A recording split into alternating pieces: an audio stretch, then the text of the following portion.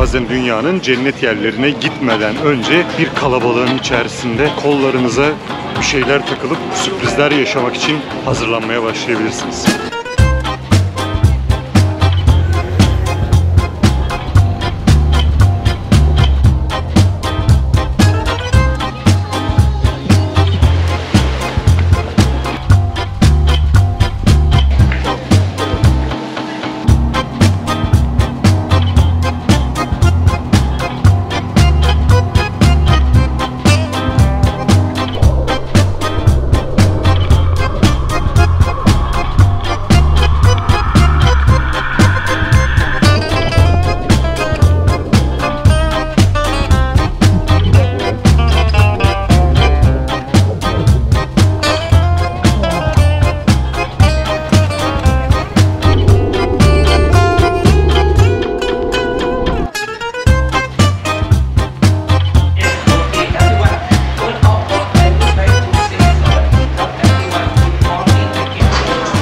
Sabah buraya gelmenin dezavantajlarından bir tanesi, cennete de gidiyorsanız aç olabilirsiniz. Ama burada onu da düşünmüşler. Kahveydi, küçük ikramlardı. Hepsi var. Bunları yedikten sonra bir yarım saat herhalde burada hem diğer misafirlerin gelmesini bekleyeceğiz. Daha sonrasında da bir brief alıp yola koyulacağız. Bakın nereye gidiyoruz.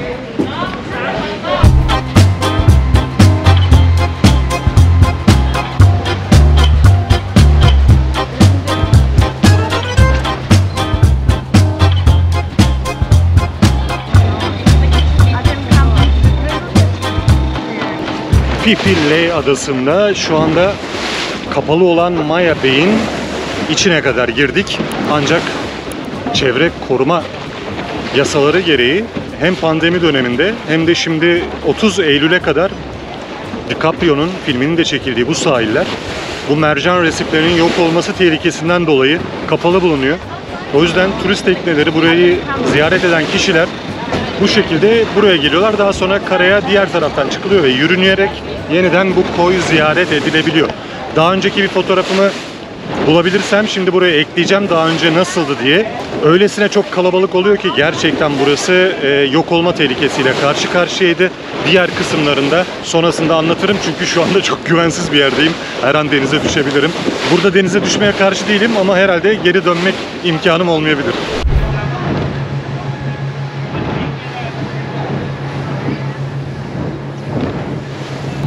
Teknenin önünde olmak fikri nasıl bir fikirdi bilmiyorum ama şimdi göreceğiz. 3 tane 250'lik motor takılı bu tekneye ve hava bozuk. Video devam ederse bilin ki hayattayız.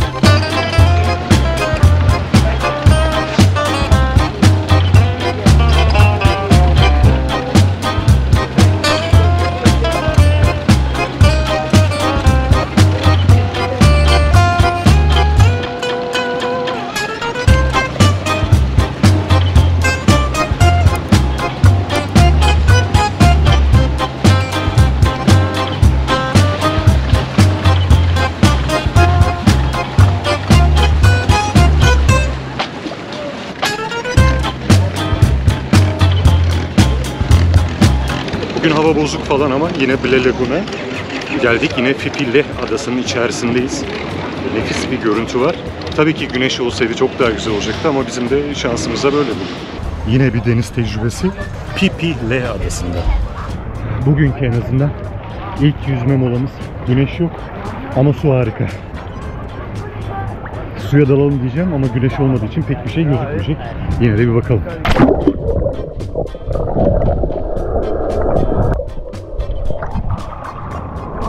Ben Erkut Özden, Phi Phi adalarından herkese selam. DiCaprio'yla aynı yerlerde Yüzme fırsatını daha önce de yakalamıştım. Ama bu sefer en azından daha fazla kayıt altına alabiliyoruz. Allah'ım güneş de çıkıyor. Hello my friend.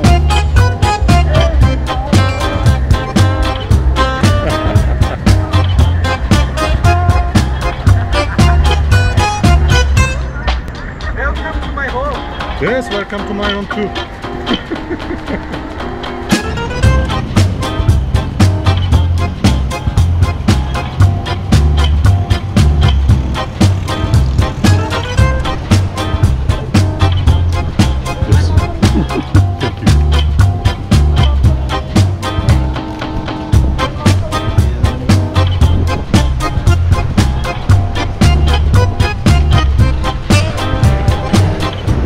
Yerlerden geçiyoruz. Bir de güneş olsaydı gerçekten çok daha farklı renkleri size gösterme fırsatı olacaktı ama ben o arada ikramlarımı götürmeye devam edeyim. Kuş yuvası çorbası için en önemli noktalardan birine geldik. Şimdi diyeceksiniz ki kuş yuvası çorbası nedir? İşte şurada gördüğünüz yuvaları kuşlar yapıyor. Deniz kuşları ve kırlangıçlar buraya yaptıkları yuvaya bıraktıkları tükürük ve kusmukları toplanıyor. Daha sonrasında da özellikle şifa amaçlı kullanılıyor bunlar. Ama bunun yanında dünyanın en ünlü mutfaklarında yine çok özel bir madde olarak servis ediliyor. Nedir bu? Kuş yuvası çorbası. Bunun kilosu buraya bırakılan çiftliği görebilirsiniz şu anda onu. Bunun kilosu yaklaşık olarak 10.000 dolardan satılıyor. Kırmızı olanı, kırmızı olarak bırakılanı kanlı olarak nitelendiriliyor. Bu sağlık açısından birçok tedavide kullanılıyor ya da iyi geldiğine inanılıyor. Hurafe dersiniz, o dersiniz, bu dersiniz, zenginlik, şımarıklık dersiniz ama işte insanlar buna 10.000 dolar verip bu çorbayı içmek için ve onu paylaşmak için belki Instagram'da bu paraları harcıyorlar. Şimdi Monkey Beach'e geldik. Neden böyle bir ismi var buranın? Tabii ki maymun var adada. Maymunlar var. Bundan çok yıl önce geldiğimde ada öylesine pisti ki yine fotoğraflarını bulursam hemen koyarım buraya. Ama şimdi maymunlara bir bakalım. Yine kalabalık bir saat. Hava güneşli değil. Ama size bakalım maymunları gösterelim.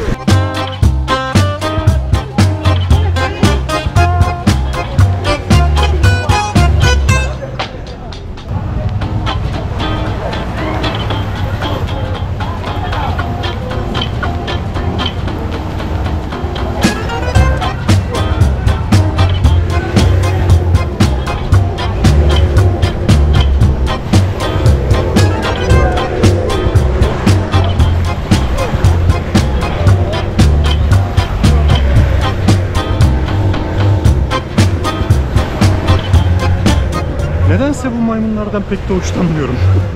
Onlar da benden hoşlanmıyor olabilir tabii. Bu arada sesim gelmiyor olabilir ama çok da yapacağım bir şey yok. Burada çok gürültü var. Artı sudan dolayı mikrofonu vesaireyi çıkardım. Medya modu çıkardım. Bu yüzden de yapacak bir şeyim yok size. Vallahi maymunların arasına düştüm. Maymunlar mı bizim aramıza düştü? Maymunlar mı bizi seyrediyor? Bilemedim.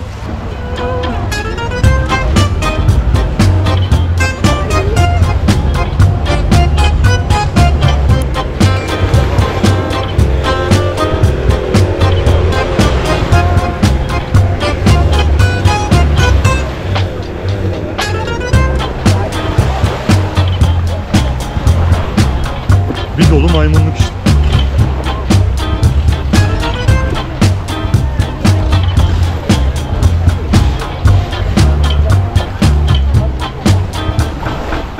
Buraya gelip şanslı olmak var. Çünkü her zaman da her gelende diyelim maymunları görme ihtimali olmuyor. Çünkü bu tepelere çıkıyorlar. Hava şartlarıyla denizin yükselip alçalmasıyla da çok ilişkili. Bugün böyle bir şansımız var. Daha önce de yine geldiğimde yine buradalardı. Sağ olsunlar beni hep karşılıyorlar. Kalabalığı göstereyim mi size? Hani sadece bunları böyle tek gibi görüyoruz ama bu dünya cenneti sezon olmamasına rağmen inanılmaz bir kalabalık var.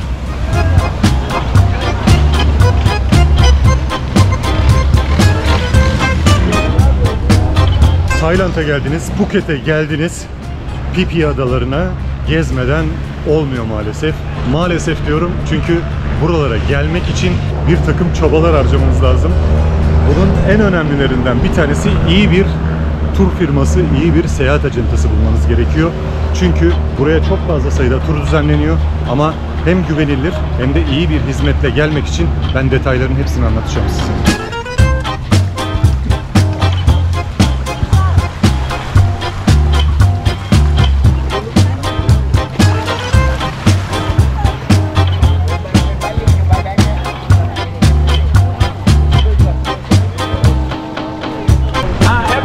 Everyone back to the boat.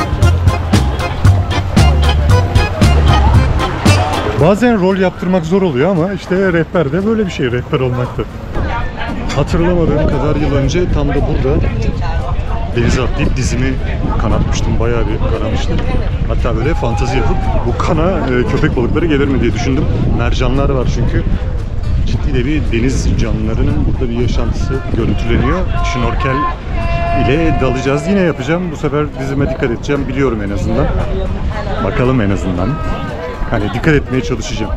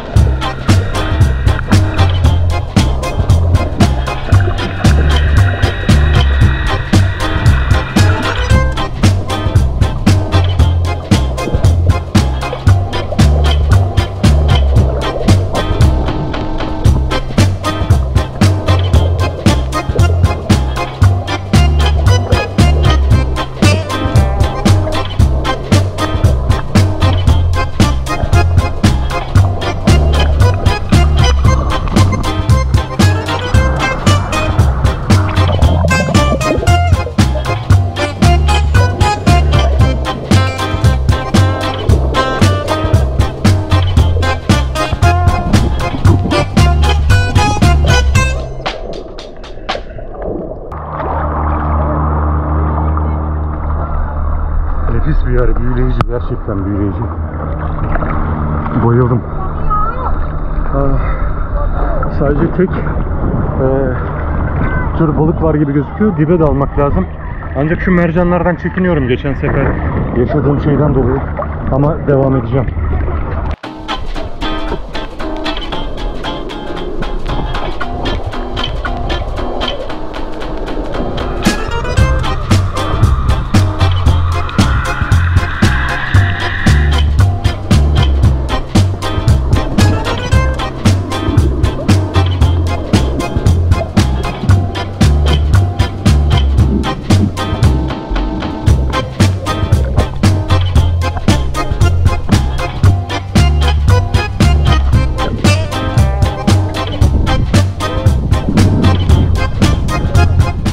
Tam da buradaydı deminki görüntü.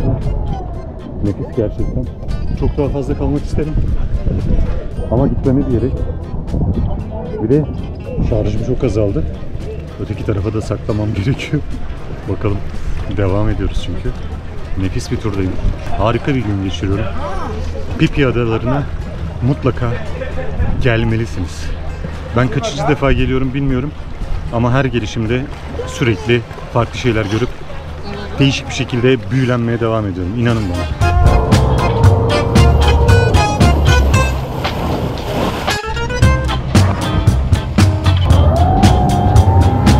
Öğle yemeğinde alacağımız Pipidon adasına geldik. Yerleşimin olduğu adalardan bir tanesi. Değil, tek ada. Pipidon'dayız. Hadi bakalım, yemeğe gidelim. Yemek yerine geldik. Valla ben makarnayı ve tavuğu doldurdum.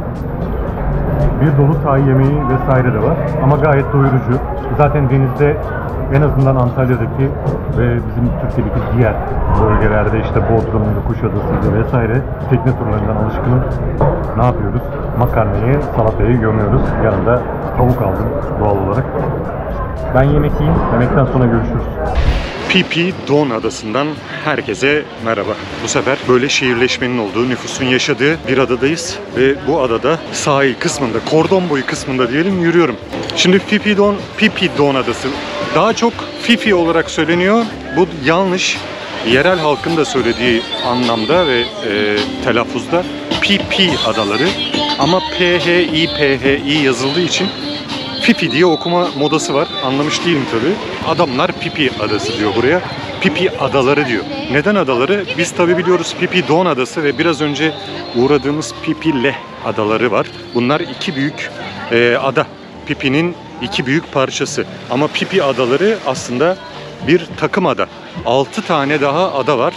Diğer 4 tanesi aslına bakarsanız kireç taşı oluşumlarından başka bir şey değil. Zaten bu genel anlamda baktığımız bütün kumsalların bu beyaz güzel yapısı da yine bu kireç taşından kaynaklanıyor. Phi Phi Don adası 1940'larda Malay asıllı Taylandlı balıkçılar tarafından yerleşime açılmaya başlamış. Buraya gelip yerleşmişler ve daha sonrasında balıkçılığın yanında Hindistan cevizi ağacı ekmeye başlamışlar. Hindistan cevizi ağaçlarını öyle çok ekmişler ki yine bölgede ticaretini yapma amaçlı, tabii para kazanmak amaçlı. Bölge bir anda zaten ormanlık olan bölge Hindistan cevizi ağaçlarıyla dolmuş. Tabii tropik bir iklimin vermiş olduğu hem o nemli his ve ormanın kendi kendine büyüyebilmesi, bozulmaması burayı doğal güzellik olarak inanılmaz bir hale getirmiş. Ne zamana kadar? Aslına bakarsanız burası turizme daha önce açılmasına rağmen buranın trend olma zamanı tam da 2000 yıllarına denk geliyor. 2000 yılında burada bir film çekiliyor. Phi Phi Leh adasındaki Maya Bay'de. Bugün kapalıydı gittiğimizde. 30 Eylül'e kadar kapalı. Oradaki mercanların bozulmasından dolayı kapattılar Maya Bay. Yani Maya koyu pandemi sırasında da kapalı kalınca kendine gelmeye başladı. Ve bu süreyi uzattılar. Bu da 30 Eylül'e kadar devam ediyor. O yüzden de bugün aslında oraya gelemedik. Ben daha öncesinde gelmiştim. Hint Okyanusu'nda 2004 yılının Aralık ayında yaşanan o büyük tsunami felaketi Phi Phi adasını da tamamen vurdu. Burada o günden sonra ilk yapılan çalışmalarda 1800'e yakın ceset çıkartıldı ve 4000'e yakın kişinin kaybolduğu düşünülüyor. Buradaki yerel kişiler en azından böyle bir bilgi veriyor. Bunun dışında burada bir vakıf kuruldu ve vakıf bu insanlardan kalan bütün eşyaları toplamaya başladı. Çünkü burası bir harabeydi, bir yığındı. Yani şu anda gezdiğimiz, gördüğümüz her yer tsunami felaketinden sonra yeniden inşa edilen yerler. Tsunami'de burası dümdüz oldu. Tamamen üzerinden su geçti. 3 metreyi aşan suların olduğu söyleniyor. Yine o dönemde burada.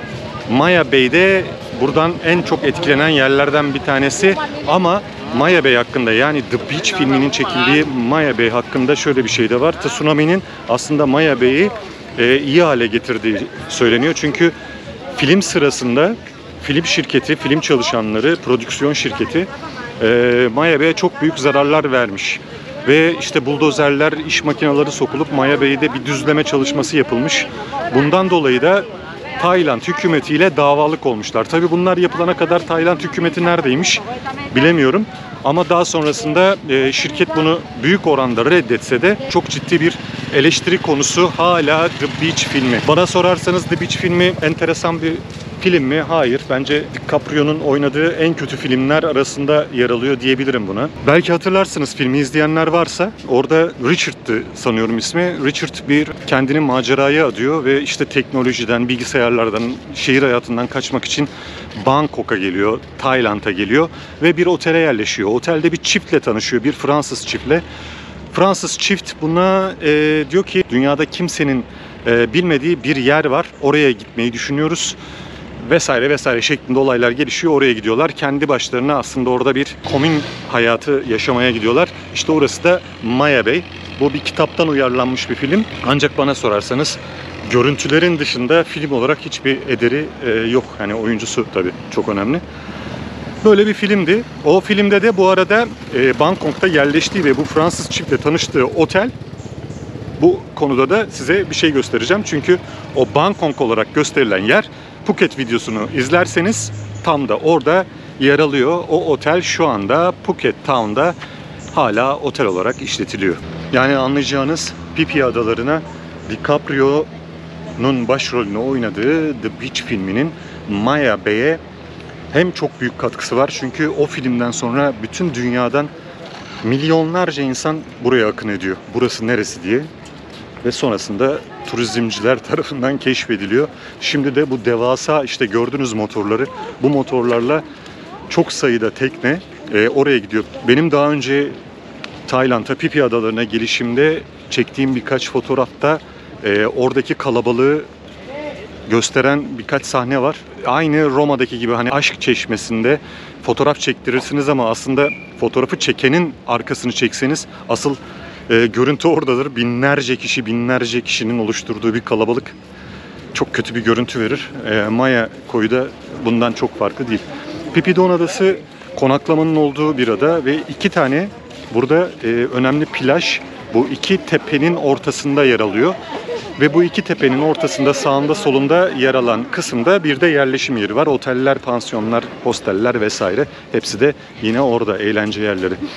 Tropik bir iklimde, tropik bir adada bu kadar restoran, işte ATM, bir takım eğlence yerleri, bir takım dükkanlar vesaire ne arıyor derseniz evet havasını çok kaçırıyor.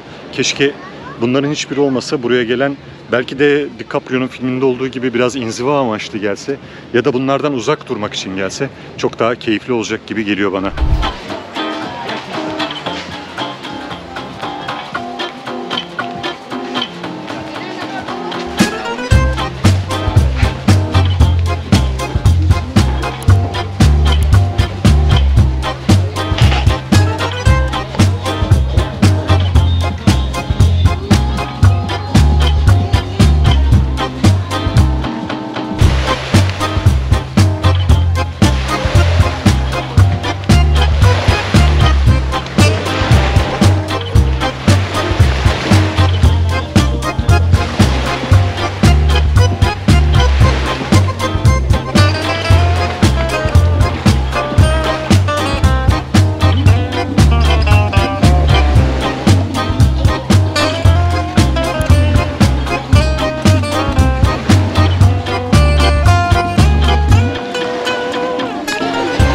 Phi Phi Adası'na bir tur şirketiyle geldim.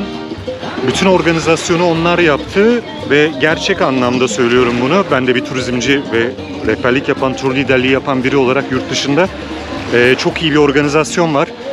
Turun içerisinde her şey bulunuyor. Yani teknenin içerisindeki sabah gittiğinizde, iskeleye gittiğinizde size verilen ikramlar dahil, teknenin içindeki kola, su, meyve suyu vesaire ikramlar dahil, işte öğle yemeği ve daha sonrasında şnorkel vesaire gibi destekler, ekipman destekleri dahil artı rehberlik hizmetleri otelinizden alıp otelinize bırakılıyorsunuz.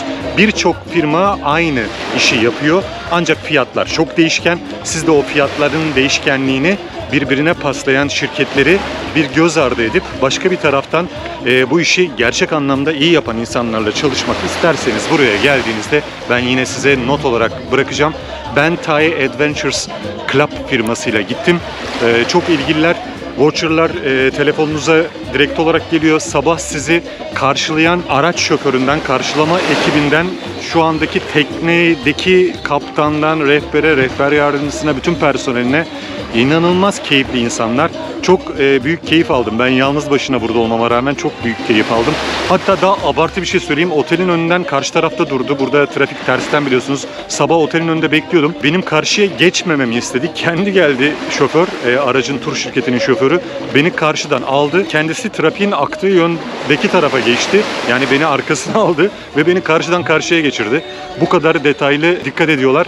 Ve fiyatlar konusunda da birinci elden aldığınız için zaten uygun bir fiyat dengelemesine sahip olmuş oluyorsunuz. Eğer Phuket'e gelirseniz Phi Phi adalarını görmek isteyeceksiniz mutlaka. Ben size bu notu bırakmış olayım.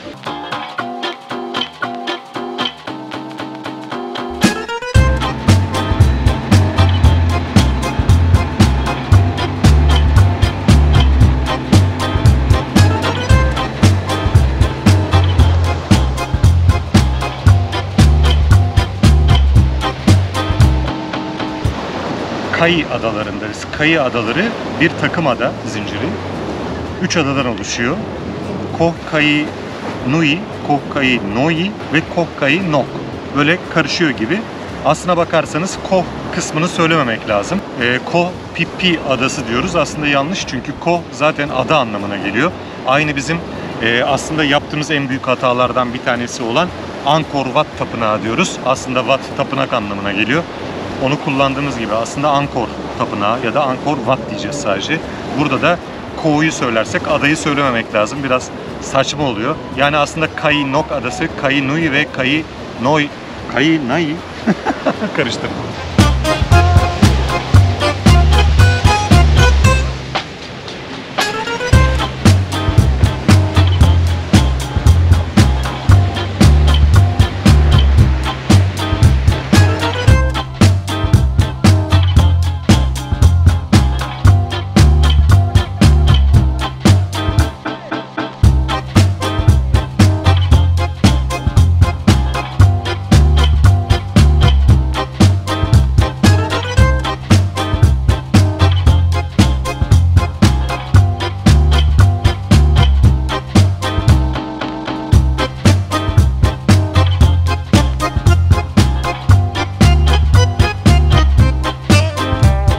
Şimdi size bir masal anlatacağım.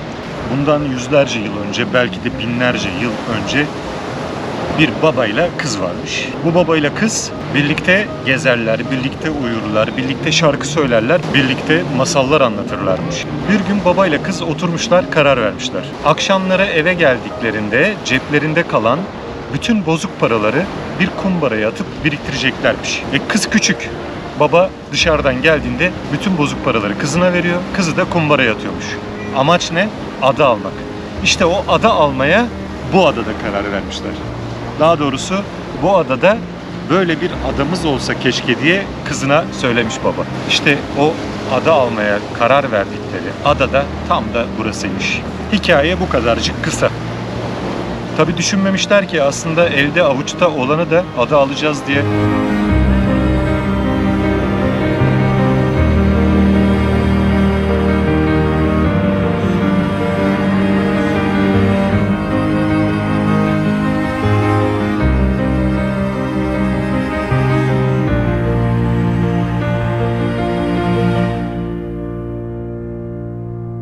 Bugünkü turda ne yaptık?